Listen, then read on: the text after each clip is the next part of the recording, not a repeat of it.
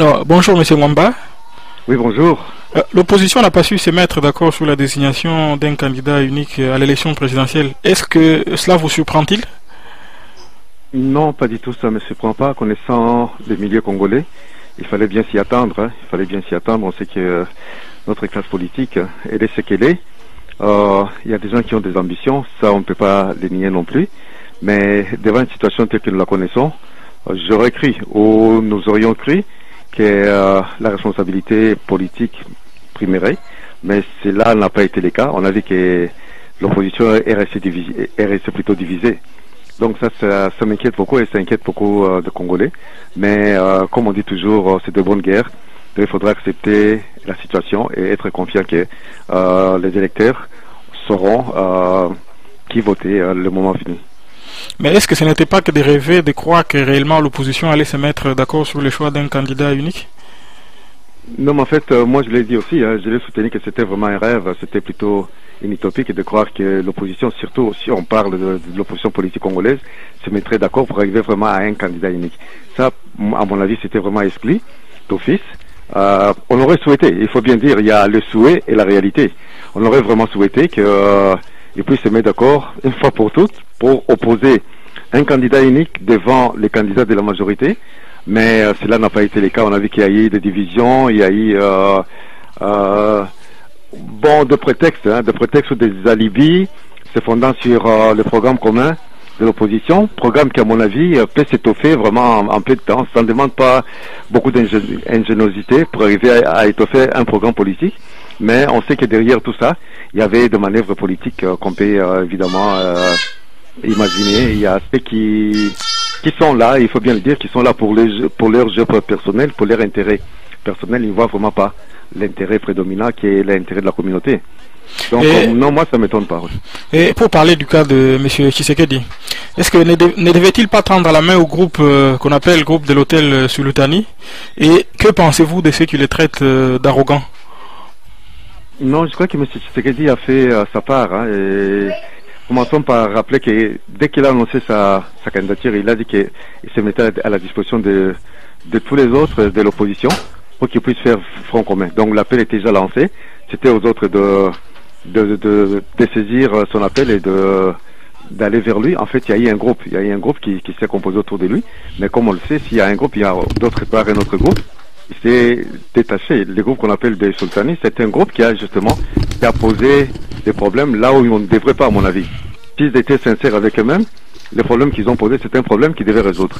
Mais ils l'ont pas résolu. Et pas seulement qu'ils l'ont pas résolu avec Tshisekedi, mais on a vu que même dans leur propre rang, ils ont eu de la difficulté à se mettre d'accord. Donc c'est-à-dire que ce sont des gens ambitieux qui ne pouvaient vraiment pas et pas du tout se mettre d'accord.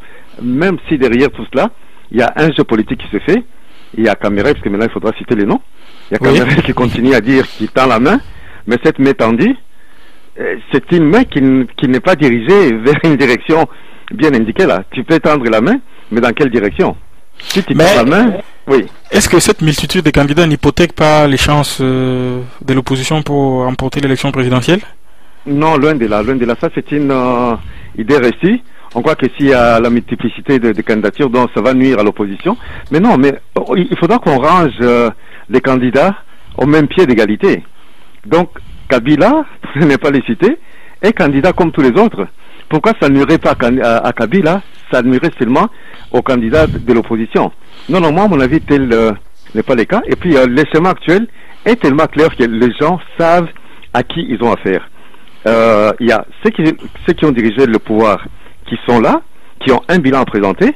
Il y a ceux qui prétendent qu'ils voudraient diriger le pays. Donc, les choix est bien clair là. Donc, moi, à mon avis, ça va pas nuire. Ça va pas du tout nuire. Seulement dans la tête des gens. Il faudra qu'on arrive à expliquer aux gens que ce n'est pas cela qui compte. Ce qui compte, c'est vraiment aller voir la candidature de chacun et voir le potentiel qu'il peut donner au pays. La semaine qui s'achève a été marquée par des violences politiques, ponctuées par la mort d'un militant de l'UDPS. Est-ce là les préludes à un processus électoral non apaisé? Bon, écoutez, ça serait grave si on pense que ça serait le prélude d'un processus électoral non apaisé. Il faudra vraiment que de tous nos vœux, on souhaite qu'on aille aux élections libre, transparente et dans un climat vraiment apaisé. C'est là il y va de l'intérêt de tout le monde, mais nous savons aussi que nous avons affaire à un État policier. Nous avons affaire à des gens qui se comportent d'une certaine façon, à des gens qui ne respectent pas les règles de la démocratie.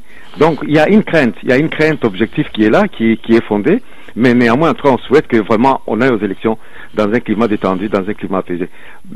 Donc à mon avis, c'est un mauvais indice, mais cela ne peut pas préjuger du déroulement du processus. Soyons confiants, faisons tout et mettons de la pression sur les autorités pour qu'ils arrivent à garantir des élections vraiment libres, transparentes et dans un climat apaisé. Certains partis politiques ont signé les codes de bonne conduite, à l'exception notable de l'UDPS et ses alliés. Est-ce à dire que la CENI n'inspire toujours pas confiance? La CENI, jusqu'au moment, à mon avis, elle n'inspire pas confiance puisqu'elle n'a pas été transparente. Il y a des paroles et il y a des faits. Bon, quand on dit qu'on va faire une chose, on ne la fait pas, ou bien on fait attendre la chose, le jugement ne pourrait être fait que quand on voit que tu as fait. Dans les cas spécifiques de la CENI, ils ont fait des promesses, mais qui jusqu'ici restent des promesses sur le plan formel. Mais moi, j'aurais voulu que, au lieu de dire le moment venu, on fera ceci, d'amener les gens des partis politiques, de faire déjà partie intégrante des gens qui doivent surveiller le fichier électoral d'un côté et les serveurs. Mais ils ne l'ont pas fait. Ils ont fait des promesses. Et puis ensuite, ces promesses-là, on sent que c'est vraiment les gens qui veulent s'ouvrir parce qu'il y a une certaine pression, mais qui en réalité ne veulent pas parce que derrière tout ça, il y a une machination qui se prépare. Une machination, ah bon? Ah ben oui, non, une machination dans le sens que vraiment, on ne peut pas se voiler la face. Donc, on sait que quand on prépare les élections et dans le contexte où les gens sentent la pression venir, où les gens sentent qu'ils risquent de perdre le pouvoir, donc ils vont mettre tous les atouts pour tricher les élections, ça c'est connu. Et puis on sait aussi les accointances de Ngoï Mulunda, qui est le président de la CENI, avec le régime en place, et notamment avec Kabila lui-même. Donc c'est quelqu'un qui est là, et quelqu'un qui est là, en tout cas, disons-le franchement, qui est là pour servir la cause d'une partie, alors qu'il devrait être neutre. Donc il y a des craintes qui sont fondées, à travers tout ce qu'on a appris, des craintes qui sont fondées qu'il y a une grande tricherie qui se prépare.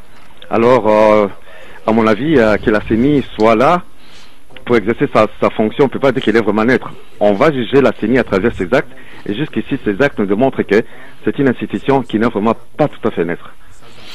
Sans surprise, Joseph Kabila a été désigné candidat unique de la majorité au pouvoir. Part-il favori de ces élections, comme certains l'affirment?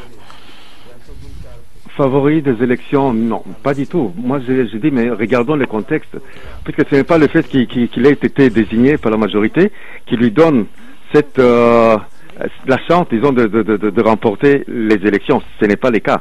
Les élections se remportent à travers les actes concrets que l'on pose. Et pour Kabila, il a un lourd passif. Donc c'est quelqu'un qui doit justifier devant le peuple congolais son bilan d'exercice. Pas seulement d'un mandat, de la législature qui vient de se terminer, mais de deux mandats. Donc c'est jusqu'ici, son bilan est vraiment négatif, bien qu'il ait pu par lui-même. Non, mais cette semaine, il a affirmé que son bilan était tout à fait positif. Hein? Qu'avez-vous à répondre à cela? Non, mais c'est une façon de voir les choses. C'est une façon de voir les choses. On ne peut pas se donner les satisfecits soi-même, alors que les gens qui te regardent te disent que tout ne marche pas. Là, c'est vraiment une aberration. C'est quelqu'un qui se leurre, qui croit que ce qu'il dit, ça reflète la réalité. Ça reflète aucunement la réalité du peuple congolais qui vit dans la misère la plus sombre. Donc, non, Kabila, pour moi, n'a pas de chance. Ça serait vraiment un miracle qu'il arrive à gagner les élections. Et s'il en était ainsi, donc on dirait que le peuple congolais est satisfait de la situation dans laquelle il est en train de vivre, mais ce qui n'est pas le cas. Et les grands travaux qui ont été entamés, tout de même, il en a quand même le mérite d'avoir entamé tous ces grands travaux. Non, mais entamer les grands travaux, ce n'est pas le mérite. Quand on exerce le pouvoir, on va faire quelque chose. Ne nous trompons pas, on ne va pas jusqu'à nier qu'il ne fait rien. Non, Kabila fait des choses, son gouvernement fait des choses, mais par rapport au volume qu'il devrait faire, par rapport à la quantité qu'il devrait produire, le rendement est médiocre. Ce n'est pas le fait qu'on initie quelque chose qu'on peut se dire avoir accompli sa mission. Il avait un mandat, il avait un programme dans les 5 chantiers. Si on suit volet par volet, il y a beaucoup de choses qui n'ont pas été faites. Alors c'est là où nous attaquons. Et même si ça a été fait, de quelle manière ça a été fait? Il y a eu beaucoup de dépenses extravagantes, beaucoup de détournements de fonds, beaucoup de choses qui n'ont pas marché. Donc, si on regarde l'ensemble des choses, ça n'a pas vraiment marché du tout. Et si on mettait deux acteurs politiques avec la même mission, il y aurait quelqu'un qui peut faire un 20% et l'autre qui te fait 60%. Allez donc choisir entre les deux. Qui prendre? Mais moi, je prendrais celui qui a fait plus. Donc, dans les cas de Kabila, par rapport au temps qu'il a eu, par rapport aux possibilités qu'il avait de faire quelque chose, il en a fait vraiment moins. Donc, à mon avis, son bilan est tout à fait négatif. Autre chose, les tenants du pouvoir de Kinshasa semblent déterminés coûte que coûte à se maintenir. Et j'en veux pour exemple les saccages nocturnes des sièges de la RLTV et de l'UDPS.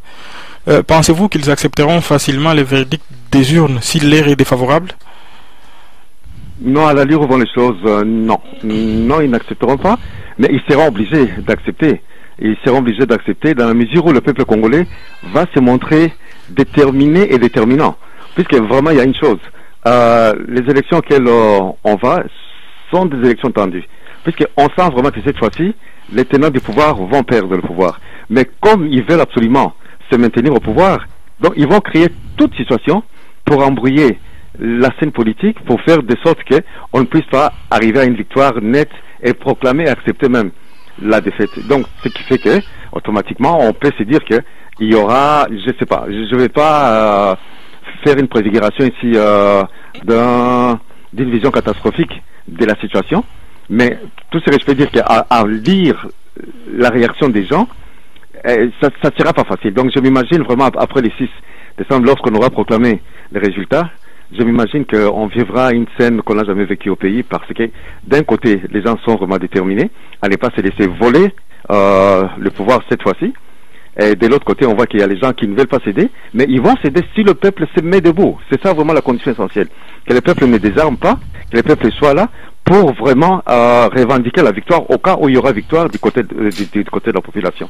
Mais il semble totalement déterminé à conserver le pouvoir, parce que vous avez appris que les corps des 2 militants de l'UDPS qui ont été tués ont été réquisitionnés et enterrés nuitamment. Tout ça indique que du côté du pouvoir, ils n'ont pas l'intention de lâcher quoi que ce soit. Non, mais c'est pourquoi on se dit que nous sommes en face d'un pouvoir dictatorial. Quand on les dit, c'est pas pour le plaisir de les dire, mais nous disons sur base de faits. Ce n'est pas la première fois que nous vivons cette situation ici. Ce qui est arrivé est extrêmement grave. Au point où on ne peut pas le laisser passer comme ça. Donc on ne peut pas faire semblant qu'il n'y a pas des choses qui ne marchent pas. Il n'y a pas des choses, alors que la situation est là qui démontre que ces gens-là sont déterminés à faire pression, non pas à faire pression, à intimider les gens plutôt. Ils sont vraiment à mettre tous les moyens pour que la population ne puisse pas s'exprimer librement. Puisque qu'est-ce qui est arrivé au juste? Les gens ont droit de manifester librement et ils l'ont fait de façon pacifique. Alors quand on voit qu'il y a une rétorsion qui est plus forte que le moyen utilisé par les gens qui revendiquent certaines choses, là ça ne marche pas du tout. Donc c'est un pouvoir qui est aux abois, c'est un pouvoir qui ne va pas se laisser faire, mais comme je l'ai dit, vraiment il appartient à la population de ne pas se laisser abattre aussi. On sait que le prix du changement, ça sera ou par la voie démocratique, ou ça sera par le prix du sang, mais en tout cas, le peuple congolais n'a plus de choix, donc il doit s'embarquer, en tout cas pour l'une ou l'autre cause, il doit vraiment s'embarquer et chercher d'arracher cette fois-ci le pouvoir. Les représentations diplomatiques occidentales à Kinshasa semblent étroitement associées au processus électoral, comme lors de la présentation par la CENI du Code de bonne conduite. Cela ne contribue-t-il pas à renforcer l'idée que seuls les candidats choisis par l'Occident l'emportera? Bon, il y a cet aspect des choses, on doit dire qu'il y a l'ingérence étrangère qui est là, on ne doit pas la nier, il y a une certaine influence qui s'exerce, on ne doit pas non plus nier ce fait-là, mais il faudra qu'on arrive à démystifier un peu, cet aspect, parce que si on croit que vraiment le pouvoir ce sont les autres qui le donnent, alors là il ne sert à rien que les gens aillent voter, il ne sert à rien. Bon, si les gens croient aux élections, ils doivent vraiment y croire jusqu'au fond, c'est-à-dire que vraiment c'est dire que c'est notre droit, c'est le vote que nous allons exercer qui va primer sur des ingérences, on sait qu'il y en a tout ça, mais si vraiment comme on est en train de démontrer sur le terrain, les gens, il y a un certain engouement vers un candidat bien déterminé, et que les gens tous sont décidés à faire élire ce candidat-là, bien qu'il y ait de manœuvres au niveau international, tout ça, ça ne passera pas. Mais on le voit bien par les révélations qui sont sorties dernièrement dans Wikileaks. On voit bien que c'est tous les personnels politiques qui se rendent régulièrement chez les ambassadeurs. Pas seulement les politiciens, mais les responsables de la police, hein, je cite notamment John Numbi, et les derniers câbles qui sont sortis sont explicites sur le cas de Kengo par exemple, qui va demander le soutien des Américains pour la présentation de sa candidature à l'élection présidentielle. Hein. Ça c'est du concret, on n'est pas dans les mythes là. Non, on sait bien, on ne peut pas nier cela, on peut pas nier, ça fait partie du jeu. Ça fait partie du jeu, il y a certaines puissances qui sont là, qui ont des intérêts à préserver et qui ont une mainmise sur la politique de beaucoup de pays. Ça, on le sait. Ça, on le sait, on ne peut pas l'expliquer, il faut être suffisamment fort pour s'en détacher. Mais nous, tout ce que nous disons, malgré cela, c'est la volonté populaire qui prime et qui doit primer. Malgré tout ce qui s'est fait, si vraiment un peuple est décidé à faire changer les choses, moi je ne vois rien qui puisse le bloquer, quoi. Je ne vois pas les puissances occidentales ou d'autres puissances être en mesure de changer le cours de l'histoire d'un peuple dès lors que ce peuple-là est déterminé. Donc c'est ça. Donc chez nous, on doit prendre pour acquis qu'il y a des influences, étant donné la position aussi de notre pays, une position géostratégique très importante, avec toutes les richesses que le pays a, il y aura toujours de ces influences-là. Mais cela ne doit pas permettre au peuple congolais de baisser les mains, de croire à une certaine fatalité, que tout qu'on puisse faire, ça va pas marcher. Non, c'est pas le cas. Donc le peuple doit être uni, demeurer convaincu que son choix qu'il va opérer dans les urnes va marcher. Et c'est dès lors que ça ne marchera pas qu'il doit vraiment se mettre debout et revendiquer les résultats.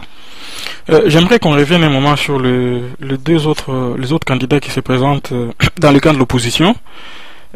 Pour le cas de M. Kamere par exemple, il y a Délice Sanga qui est un ancien du MLC qui parle, pour lui, il voit plus la démarche de Kamere comme étant une dissidence du pouvoir plus qu'une opposition réelle au pouvoir de Kinshasa. Qu'est-ce que vous en pensez? Non, mais le cas de Kamere, c'était un cas troublant, un cas troublant dans la mesure où c'est quelqu'un qui a été jusque-là dans le pouvoir, dans les rangs du pouvoir, c'est quelqu'un qui a défendu mordicus la position de Kabila. Donc ça a été un des acteurs fondamentaux du régime de Kabila. Bon, qu'il puisse se détacher de ce régime-là, c'est de son droit. C'est de son droit. Maintenant, il est question de voir, est-il vraiment crédible? A-t-il vraiment changé de position? S'il a changé de position et qu'il est devenu opposant, comme il est dit, nous on l'accepte, mais il doit être sur les faits aussi, à travers les faits aussi. Alors, cette histoire-là de candidature unique, ce sont des indices qui nous démontrent la nature de... Est-ce que Kamere est quelqu'un qui va se mettre vraiment dans les rangs de l'opposition? S'il se met dans les rangs de l'opposition, comme il s'est dit, il doit faciliter la démarche de l'opposition et la victoire, par-delà la victoire de l'opposition. Mais si c'est quelqu'un qui est venu dans les rangs de l'opposition, comme un trouble fait, comme quelqu'un qui vient juste pour embrouiller les cartes, ça va se voir aussi, on le saura aussi, puisque, comme moi je l'ai dit, ça sera le moment où on va vraiment déterminer le nombre de candidatures, s'il ne désiste pas, puisqu'en fait il s'est dit qu'il est prêt à désister à tout moment, dès lors qu'ils auront les négociations continues, mais on verra à la fin, puisque ces négociations-là auront quand même un terme. À la fin, on saura si vraiment c'est quelqu'un qui a désisté, qui n'a pas désisté. S'il n'a pas désisté, alors donc ça veut dire que vraiment il joue pour le pouvoir, puisque avoir 2 ou 3 candidats de l'opposition, alors que dans les rangs de la majorité, ils ont serré le rang, ils ont présenté un seul candidat. Donc il y a quelque chose qui ne marche pas. Nous allons passer maintenant au cas de M. Kengo. Il est président du Sénat. Pendant ces 5, toute la législature, on ne l'a pas beaucoup entendu marquer sa différence par rapport à la gouvernance Kabila. Puis il surgit, il crée son mouvement politique. Et que pensez-vous de son cas? Est-ce crédible ou bien c'est juste de l'opportunisme?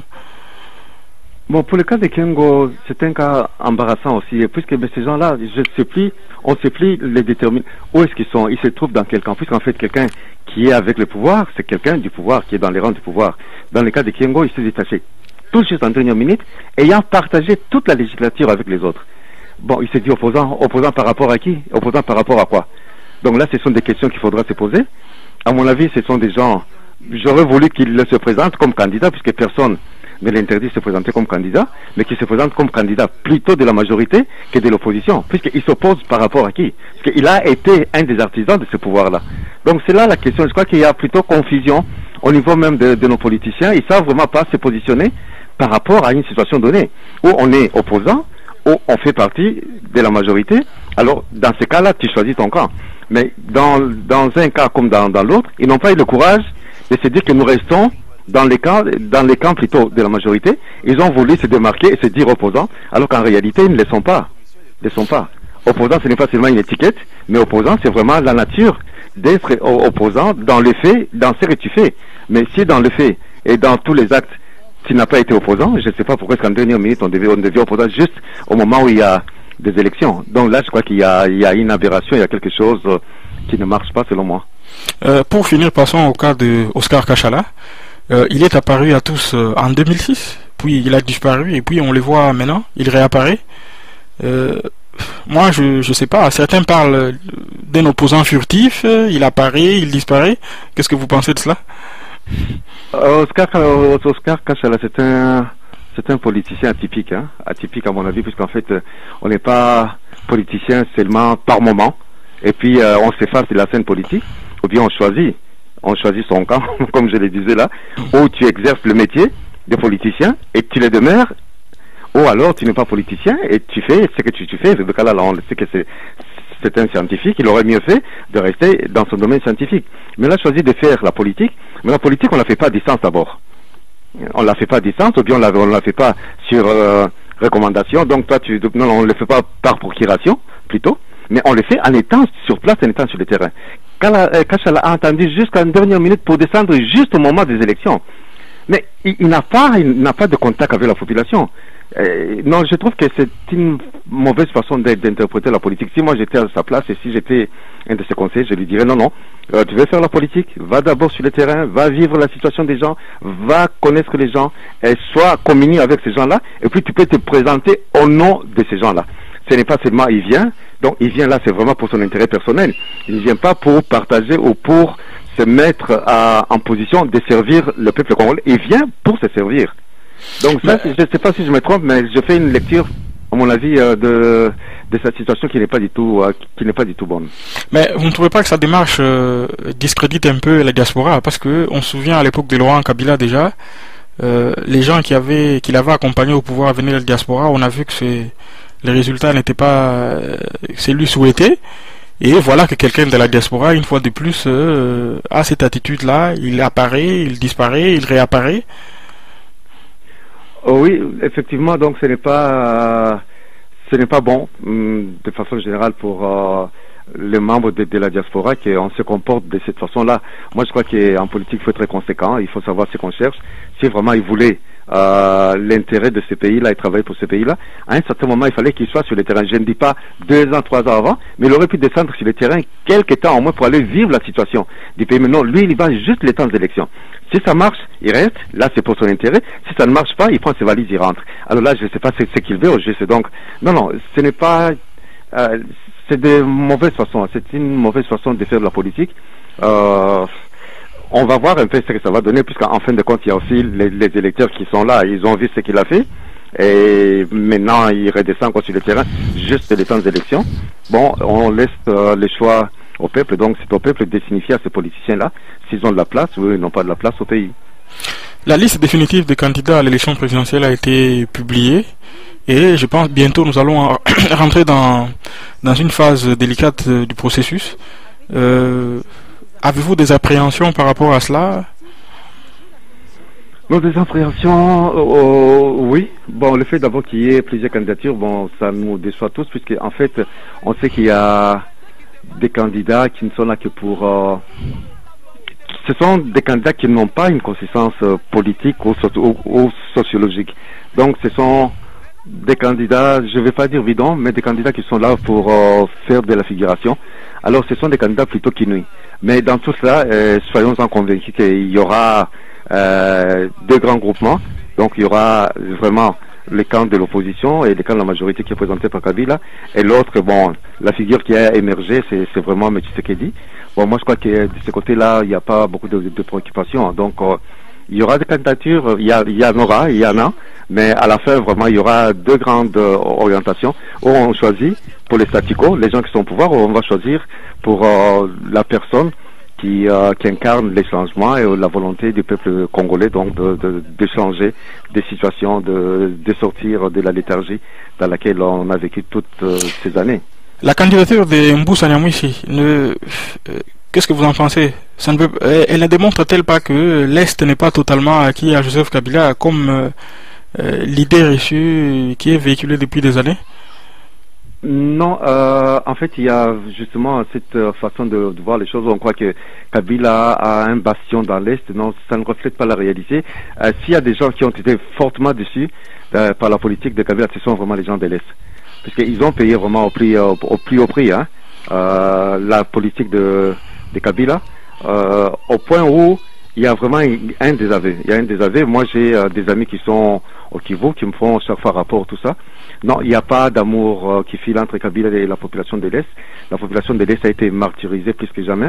Donc, la candidature de Nyamwisi démontre justement un rejet de la personne de Kabila même, qui n'est plus accepté à l'Est.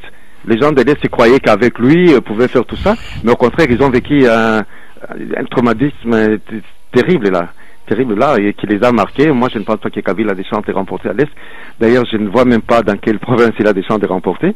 Au Saba, au le Katanga, on croyait qu'il avait un peu de chance de faire quelques points, mais on voit que même là-bas, il n'a vraiment pas d'assises. Donc, je sais pas, on verra. Sauf un miracle, mais en tout cas, pour le Kivu, c'est vraiment exclu pour lui qu'il puisse faire de points. Avec toute la situation que les gens ont vécu là-bas, je ne pense pas que ça peut lui porter un certain avantage là-bas. Voilà, je vous remercie beaucoup et à la prochaine. Voilà, merci, au revoir. Au revoir.